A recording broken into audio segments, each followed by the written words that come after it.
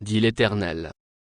Agée chapitre 1. La seconde année du roi Darius, le premier jour du 6e mois, la parole de l'Éternel fut adressée par Agée, le prophète, à Zorobabel, fils de Shealtiel, gouverneur de Juda, et à Josué, fils de Jotsadak, le souverain sacrificateur, en ces mots: Ainsi parle l'Éternel des armées, ce peuple dit, le temps n'est pas venu, le temps de rebâtir la maison de l'Éternel.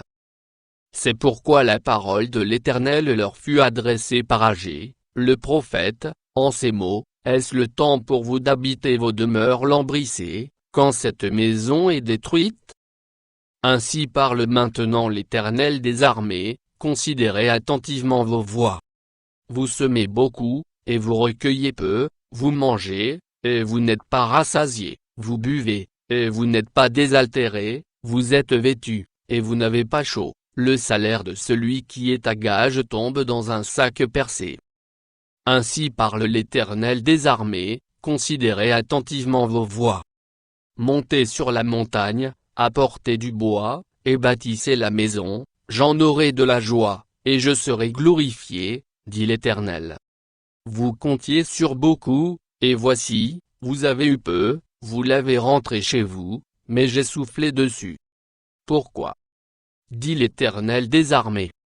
À cause de ma maison, qui est détruite, tandis que vous vous empressez chacun pour sa maison.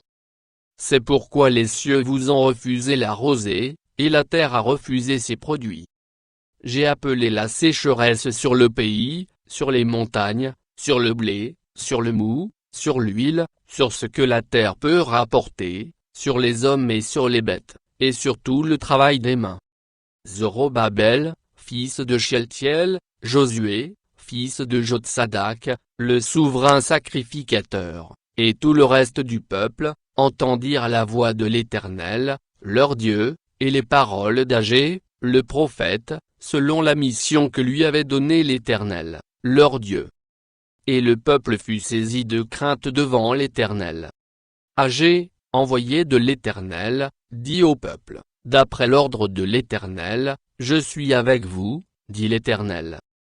L'Éternel réveilla l'esprit de Zorobabel, fils de Shealtiel, gouverneur de Juda, et l'esprit de Josué, fils de Jotsadak, le souverain sacrificateur, et l'esprit de tout le reste du peuple.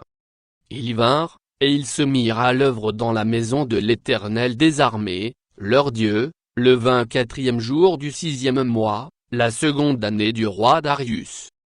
Chapitre 2. Le 21e jour du 7e mois, la parole de l'Éternel se révéla par Agée, le prophète, en ces mots: Parle à Zorobabel, fils de Shealtiel, gouverneur de Juda, à Josué, fils de Jotsadak, le souverain sacrificateur, et au reste du peuple, et dis-leur: Quel est parmi vous le survivant qui a vu cette maison dans sa gloire première?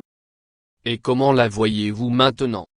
Telle qu'elle est, ne paraît-elle pas comme rien à vos yeux? Maintenant fortifie-toi, Zorobabel, dit l'Éternel. Fortifie-toi, Josué, fils de Jotsadak, souverain sacrificateur. Fortifie-toi, peuple entier du pays, dit l'Éternel. Et travaillez. Car je suis avec vous, dit l'Éternel des armées. Je reste fidèle à l'alliance que j'ai faite avec vous quand vous sortîtes de l'Égypte, et mon esprit est au milieu de vous, ne craignez pas. Car ainsi parle l'Éternel des armées, encore un peu de temps, et j'ébranlerai les cieux et la terre, la mer et le sec, j'ébranlerai toutes les nations, les trésors de toutes les nations viendront, et je remplirai de gloire cette maison, dit l'Éternel des armées. L'argent est à moi, et l'or est à moi, dit l'Éternel des armées. La gloire de cette dernière maison sera plus grande que celle de la première, dit l'Éternel des armées, et c'est dans ce lieu que je donnerai la paix, dit l'Éternel des armées.